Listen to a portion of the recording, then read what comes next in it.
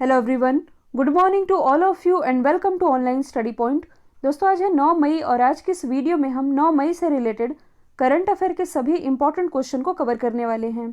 तो यदि आप लोगों को इस वीडियो की पीडीएफ चाहिए तो आप हमारे इस मोबाइल एप्लीकेशन को भी इंस्टॉल कर सकते हैं, जिसकी लिंक डिस्क्रिप्शन बॉक्स में दी हुई है। स्टार्ट करते हैं। हमारा पहला क्वेश्चन, चौथी बार पुदुचेरी के मुख्यमंत्री के रूप में किसने शपथ ली है? तो हाल ही में पुदुचेरी के मतलब कि चौथी बार पुदुचेरी के मुख्यमंत्री के रूप में एन रंगासामी इन्होंने शपथ ले ली है। शपथ दिलाई किसने है? तो यहाँ की जो एलजी हैं, जिनका नाम है तमिलिसाई सौंदरराजन।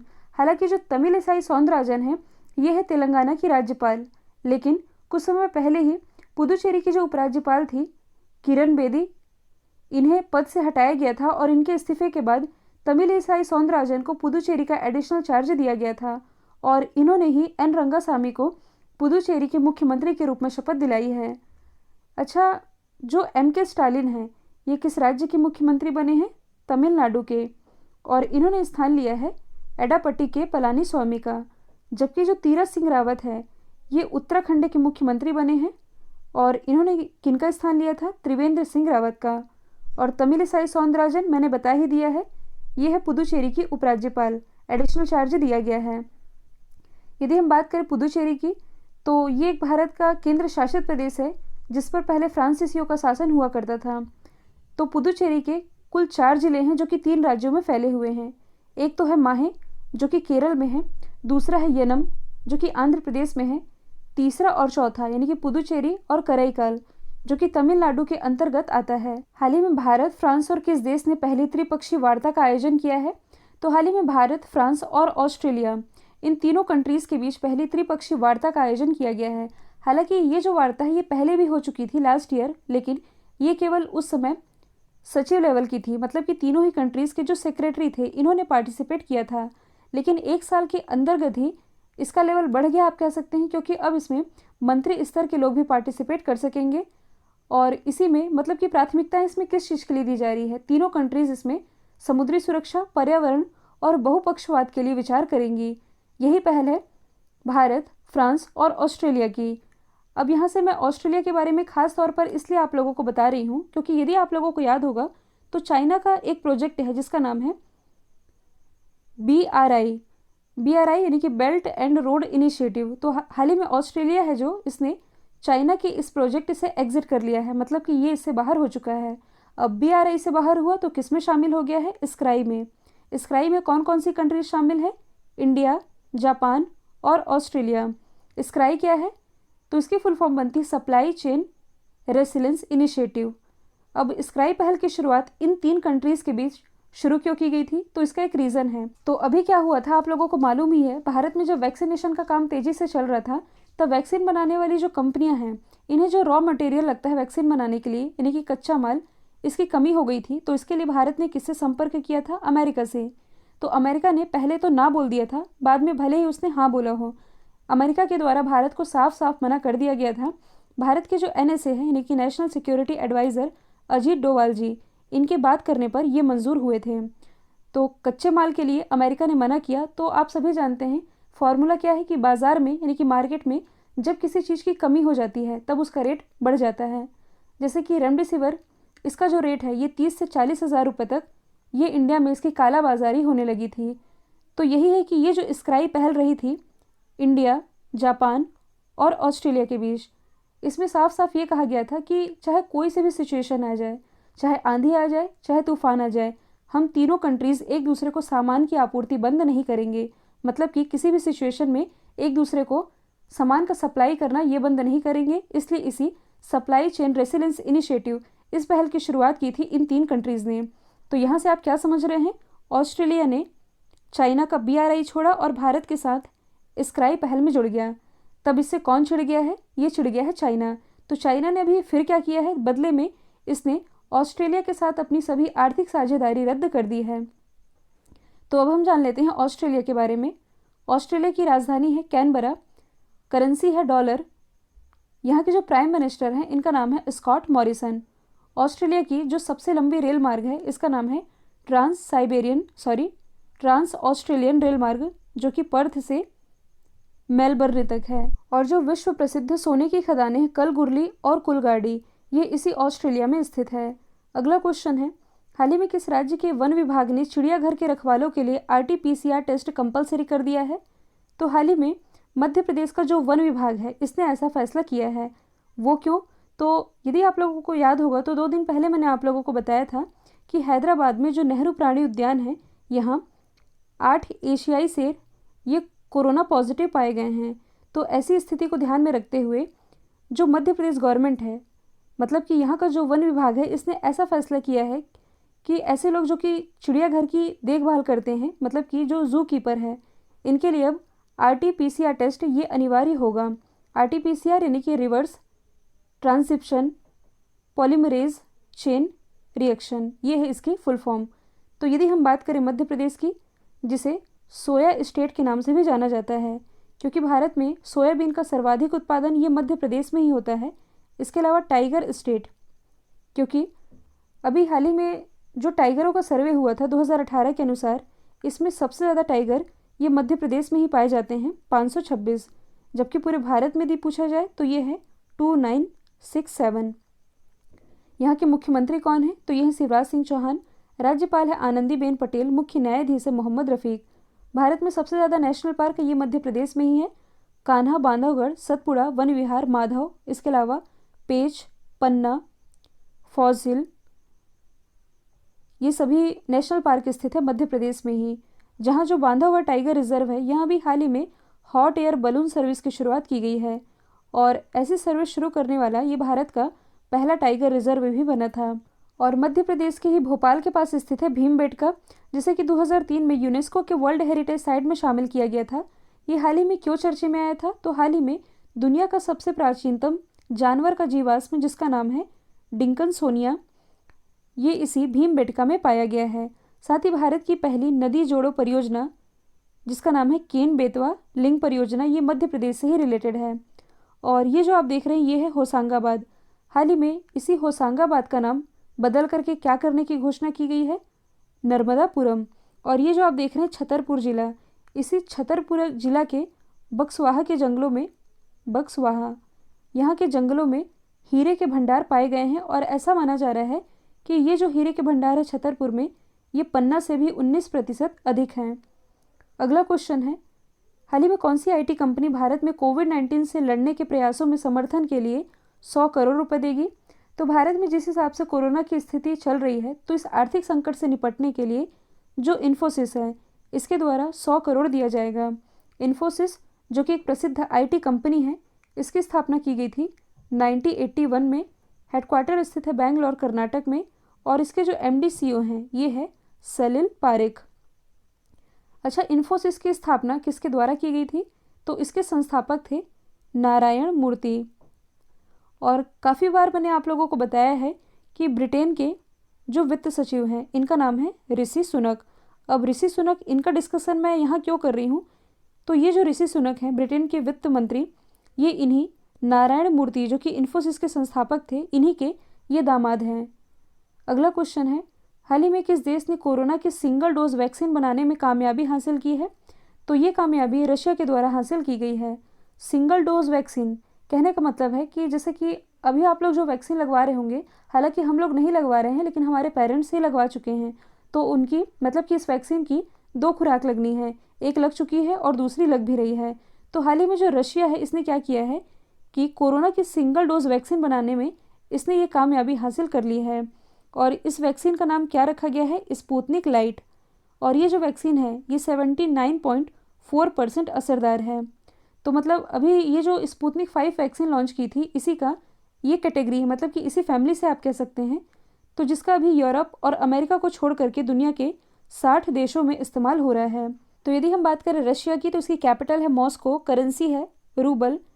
यहाँ के जो प्राइम मिनिस्टर है इनका नाम है मिखाइल मिशस्टिन, और प्रेसिडेंट है व्लादिमीर पुतिन। भारत और रशिया के बीच 2 एक्सरसाइज होती है, इंदिरा और एविया इंदिरा, और इसी के द्वारा विश्व का पहला तैरता हुआ परमाणु रिएक्टर लॉन्च किया गया था, नाम है एकेडेमिक लोमोनोसोव। यदि आप करंट से रिलेट करेंगे तो हाल ही में जो रशिया है, इसके द्वारा खुद का इंटरनेशनल स्पेस स्टेशन ये बनाने की घोषणा की गई है। साथ ही जो रशिया है, ये पहली बार भारत के साथ 2+2 वार्ता में शामिल होने जा रहा है। और इसमें शामिल होने वाला मतलब कि इस वार्ता में शामिल होने वाला ये पहला नॉन क्वाड कंट्री बन रहा है। नॉन क्वाड कहने का मतलब है कि अभी तक ये जो वार्ता है ये केवल क्वाड कंट्री के बीच आयोजित की जाती थी, इंडिया, जापान, ऑस्ट्रेलिया और अमेरिका। पहली बार इसमें रशिया भी शामिल होने जा रहा है। और जानवरों के लिए पहली कोरोना वैक्सीन ये भी रशिया के द्वारा ही डेवलप की गई है। इसका नाम है कार्निकोव-वी। हाल ही में किस राज्य की स्वास्थ्य बीमा योजना के तहत कोविड-19 को कवर किया जाएगा? तो ये कवर किया जाएगा गोवा के द्वारा। जैसा कि हर राज्य सरकार अपने अपने स्तर पर बीमा योजनाएं लाती हैं जिसमें कि गंभीर बीमारियों को कवर किया जाता है, ऐसे में जो गोवा गवर्नमेंट है इसने ये फैसला किया है कि ये अपनी स्वास्थ्य बीमा योजना के तहत इस कोविड-19 को भी कवर कर रही है ताकि लोगों को लाभ मिल सके। यदि हम बात करें गोवा की, जो कि क्षेत्रफल की दृष्टि से भारत का सबसे छोटा राज्य है, मुख्यमंत्री कौन है? तो यहाँ के मुख्यमंत्री हैं प्रमोद सावंत, राज्यपाल है भगत सिंह कोश्यारी। अच्छा, गोवा की राजधानी मैंने आप लोगों को नहीं बताई, ये है पणजी, जो कि मांडवी नदी के किनारे बसा हुआ है। गोवा मुक्ति दिवस ये 19 दिसंबर को मनाया जाता है क्योंकि 19 दिसंबर 1961 को ही जो गोवा है ये पुर्तगाल से मुक्त हुआ था। यदि आप करंट से रिलेट करेंगे तो भारत का पहला बालू टिब्बा पार्क यानी कि सैंड ड्यून पार्क गोवा में बनाया जा रहा है। हाल ही में ये हर घर जल योजना के क्रियान्वयन में टॉप पर रहा है। किस अंतरिक्ष एजेंसी ने हाई स्पीड इंटरनेट के लिए 60 और स्टारलिंक उपग्रह लॉन्च किए हैं? तो हाल ही में जो स्पेस एक्स है, जो कि एलन मस्क की कंपनी है, इसके द्वारा हाल ही में 60 स्टारलिंक सैटेलाइट ये लॉन्च किए गए हैं। अब ये स्टारलिंक परियोजना ये है क्या? तो इसके बारे में मैंने आप लोगों को पहले भी बताया था। स्टार यानी कि इस तरह से आप देख सकते हैं, सैटेलाइट के माध्यम से पूरी पृथ्वी को कवर किए जाने का विचार किया जा रहा है। कहने का मतलब है कि जो आप इंटरनेट यूज़ करते हैं इसके लिए टावर लगे होते हैं, तो अभी ये जो स्टारलिंक परियोजना है इसके अंतर्गत इन टावरों की ज़रूरत नहीं पड़ेगी। कहने का मतलब है कि अब सैटेलाइट के माध्यम से ही आप लोगों को हाई स्पीड इंटरनेट मिल सकेगा। ऐसी कुछ व्यवस्था करने जा रहा है एलन मस्क, जिसके लिए ये स्पेस पर इन सैटेलाइट को भेज रहा है। तो इसी क्रम में अब इसने 60 और स्टारलिंक सैटेलाइट को लॉन्च कर दिया है। अब यदि हम बात करें स्पेस एक्स की, तो मैंने आप लोगों को पहले भी बताया कि हाल ही में इसी स्पेस एक्स ने भारत का एक रिकॉर्ड भी तोड़ा है। रिकॉर्ड कौन सा था? तो भारत ने एक ही रॉकेट से सबसे ज़्यादा सैटेलाइट, मतलब कि भारत ने एक रॉकेट से 108 सैटेलाइट लॉन्च किए थे 2017 में। तो भारत के इसी रिकॉर्ड को ब्रेक किया है एलन मस्क ने। इनकी जो कंपनी स्पेस एक्स, इसने एक सैटेलाइट से 143 सैटेलाइट लॉन्च करके एक नया रिकॉर्ड बना दिया है। अगला क्वेश्चन है, हाल ही में नागरिक उड्डयन मंत्रालय ने किस राज्य सरकार को टीके के प्रयोगात्मक वितरण के लिए ड्रोन के उपयोग को मंजूरी दी है? ये मंजूरी अभी हाल ही में तेलंगाना गवर्नमेंट के द्वारा दी गई है। अब ये है क्या? तो कहने का मतलब है कि जिन दुर्गम इलाकों में ये जो कोरोना की वैक्सीन नहीं पहुंच पा रही है, इसे अब ड्रोन के माध्यम से पहुंचाया जाएगा। कहाँ पहुंचाया जाएगा? तेलंगाना में। मतलब कि तेलंगाना में इस ड्रोन का इस्तेमाल किया जा सकता है। लेकिन ये किस तरह का ड्रोन होगा? ये जो परमिशन है ये केवल विजुअल लाइन ऑफ साइट इस दायरे के लिए मिली है। अब ये क्या है? तो जैसे आप लोगों ने शादी पार्टियों में देखे होंगे, जो ड्रोन वाला होता है जो कि सबकी फ़ोटो कैप्चर करते रहता है, वीडियो बनाता है या फ़ोटो लेता है, तो जिस ड्रोन का इस्तेमाल करता है वो कैसा ड्रोन होता है? ये visual line of sight drone ही होता है। विजुअल कहने का मतलब है ऐसा ड्रोन जिसे हम आंखों से देख सकते हैं, मतलब कि कम दूरी पर होता है। तो ऐसे ड्रोन को अलाउ कर दिया गया है तेलंगाना में। किस लिए अलाउ किया गया है? कोविड-19 टीकों के वितरण के लिए। यदि हम बात करें तेलंगाना की, तो इसकी जो सीमा है ये समुद्र से नहीं लगती है। तेलंगाना की राजधानी हैदराबाद, जो कि मूसी नदी के किनारे बसा हुआ है। यहाँ के मुख्यमंत्री हैं के चंद्रशेखर राव, जिन्हें अभी हाल ही में पॉल हैरिस फेलो सम्मान से सम्मानित किया गया। राज्यपाल है तमिलिसाई सौंदरराजन, जो कि पुदुचेरी का भी, मतलब कि पुदुचेरी की उपराज्यपाल का एडिशनल चार्जेस संभाल रही हैं। हाल ही में यहाँ की पहली महिला मुख्य न्यायाधीश बनी है। इनका नाम है जस्टिस हिमा कोहली। अगला क्वेश्चन है, हाल ही में भारत उत्तराखंड में उत्पादित, मतलब कि भारत के उत्तराखंड में उत्पादित, जिसका नाम है जैविक बाजरा, इसे किस देश को निर्यात करेगा? तो उत्तराखंड में जिस जैविक बाजरे का उत्पादन होता है इसका एक्सपोर्ट अभी हाल ही में किया जाना है डेनमार्क में।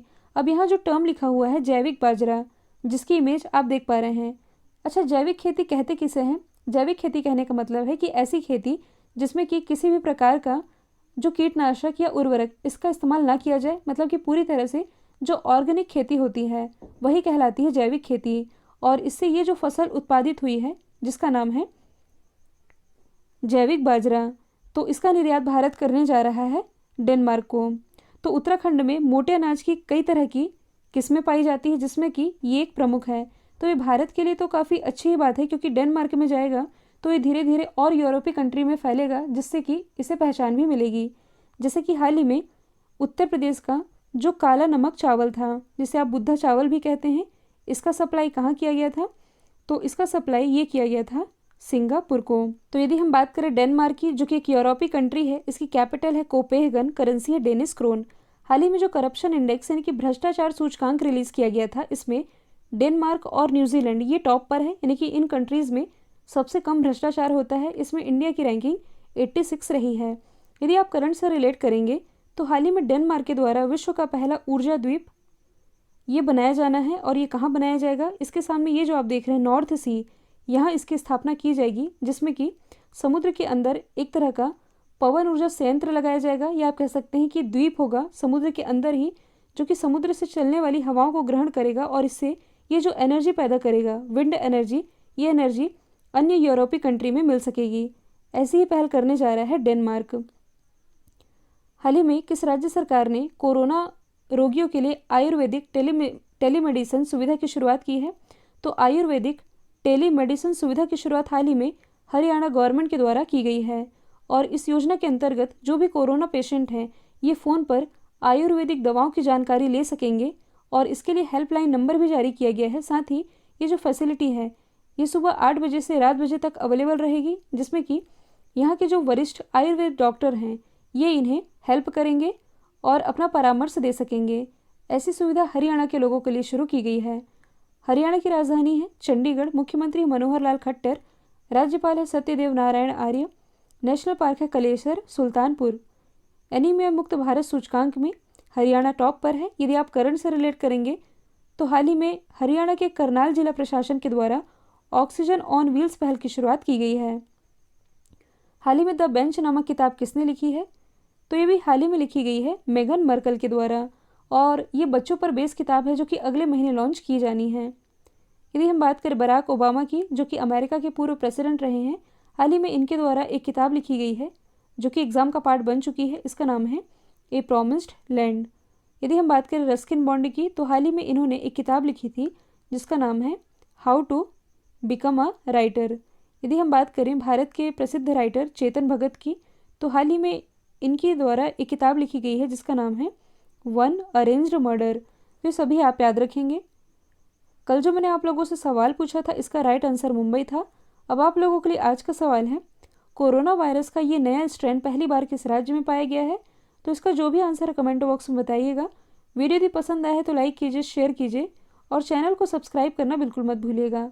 आज के लिए इतना ही। Thank you so much.